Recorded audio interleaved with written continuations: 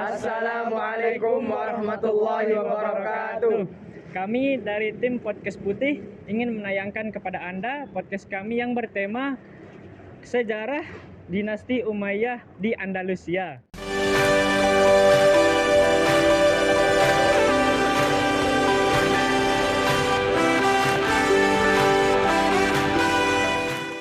Assalamualaikum warahmatullahi wabarakatuh. Waalaikumsalam warahmatullahi wabarakatuh.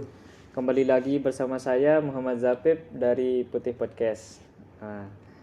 Di sini saya sebagai host dari Putih Podcast sudah kedatangan dua narasumber dari Mandua Mataram. Sebelumnya kita perkenalan dulu ya dari sini dulu. Perkenalkan, nama saya Rejal Muhatikin. Saya datang dari Mandua Mataram dan sekarang saya duduk di bangku kelas 10. Perkenalkan, nama saya Atal Aizudin. Saya dari Mandua Mataram dan sekarang saya duduk di bangku kelas 10. Tujuan saya ini untuk menanyakan sedikit sejarah tentang dinasti Umayyah di Andalusia. Saya ingin bertanya tentang sejarah dinasti Umayyah di Andalusia. Untuk saudara Atol, bagaimana perkembangannya? Bagaimana sejarah tentang dinasti Umayyah di Andalusia itu seperti apa? Baik, terima kasih kepada host karena telah memberikan pertanyaan kepada saya dan kesempatan agar saya bisa menjawab dari pertanyaan tersebut. Baik, jadi sebelum kedatangan umat Islam dari daerah Iberia merupakan kerajaan Hispaniola yang dikuasai oleh orang Kristen Visigot yang dipimpin oleh Raja Roderick pada tahun 711 Masehi. Pasukan Umayyah yang merupakan sebagian besar dari bangsa Moor yang dari Afrika Barat Laut menyerbu Hispania dengan dipimpin oleh Jenderal Tariq bin Ziyad dan di bawah pemerintah dari Kekhalifahan Umayyah di Damaskus. Pasukan menyeberangi lautan yang memisahkan antara Maroko dan daratan Spanyol. Pasukan ini mendarat di Gibraltar pada tanggal 30 April dan terus menuju ke utara. Setelah mengalahkan Raja Roderick dari Visigot dalam pertempuran Guadalete tahun 711 Masehi, kekuasaan Islam terus berkembang hingga pada tahun 719 Masehi. Daerah yang dikuasai Muslim Umayyah disebut provinsi Al-Andalus atau dikenal sebagai Andalusia, yang terdiri dari Spanyol, Portugal, dan Perancis bagian selatan. Kekuasaan tersebut berlanjut selama lebih dari 700 tahun.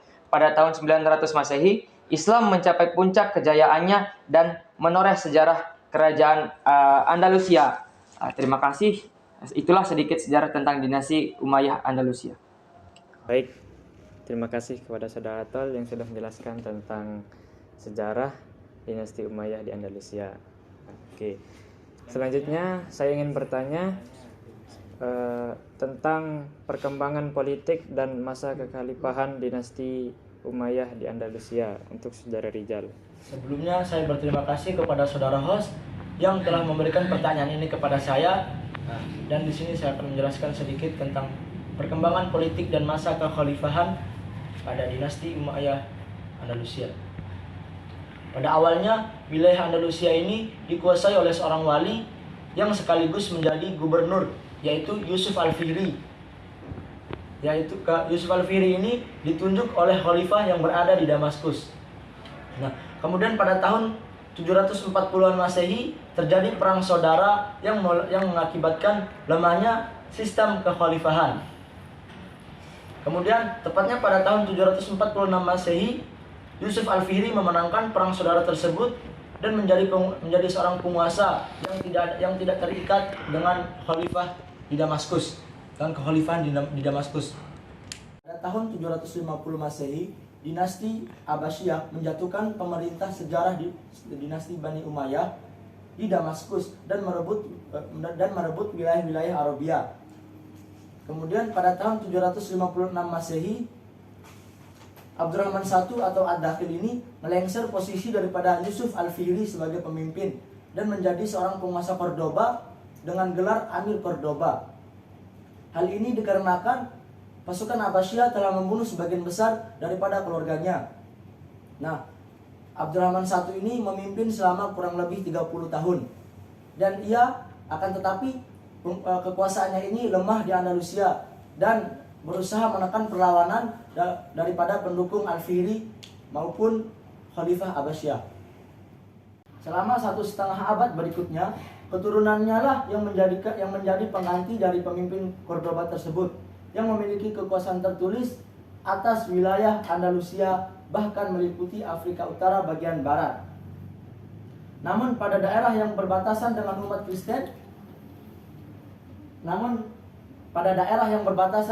Kristen, terjadi naik turun politik karena berbatasan dengan umat Kristen. Hal ini tergantung pada kecakapan seorang amir yang sedang berkuasa pada saat itu. Amir Abdullah bin Muhammad bahkan hanya memiliki kekuasaan atas Cordoba saja. Abdurrahman III yang menggantikan posisi Abdullah pada tahun 912 Masehi dengan cepat mengembalikan kekuasaan Umayyah pada wilayah Andalusia dan Afrika Utara bagian barat. Kemudian pada tahun 929 Masehi ia mengangkat dirinya sendiri sebagai khalifah, sehingga sistem keamiran ini sekarang setara dengan kekhalifahan Abbasiyah di Baghdad dan kekhalifahan Syiah di Tunis.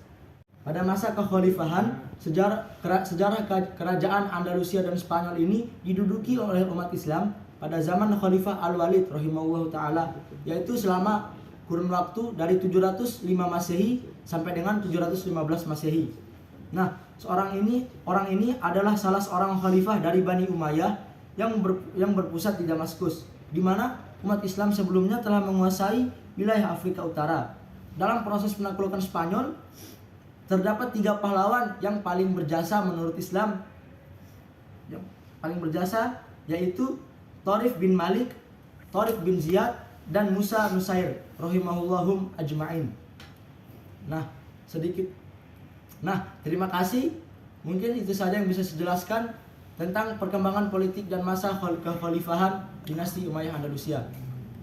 Baik, terima kasih kepada Saudara Rizal yang sudah menjelaskan tentang perkembangan politik dan masa kekhalifahan pada dinasti Umayyah di Andalusia. Selanjutnya, saya punya pertanyaan terakhir. Saya ingin bertanya kepada Saudara Atol tentang runtuhnya dinasti Umayyah di Andalusia dan sedikit sejarah peninggalan di dinasti Umayyah di Andalusia. Oke, baik, terima kasih kepada host di sini. Oke, saya akan menjelaskan runtuhnya dinasti Umayyah Andalusia Granada yang di dalamnya memiliki sejarah istana Alhambra yang merupakan salah satu wilayah yang berada di Andalusia yang dikelilingi oleh kerajaan-kerajaan Kristen yang tidak bersahabat. Mereka tidak pernah aman dari ancaman penaklukan. Keruntuhan dimulai dari Raja Ferdinand dari Aragon menikah dengan Putri Isabella dari Kastil.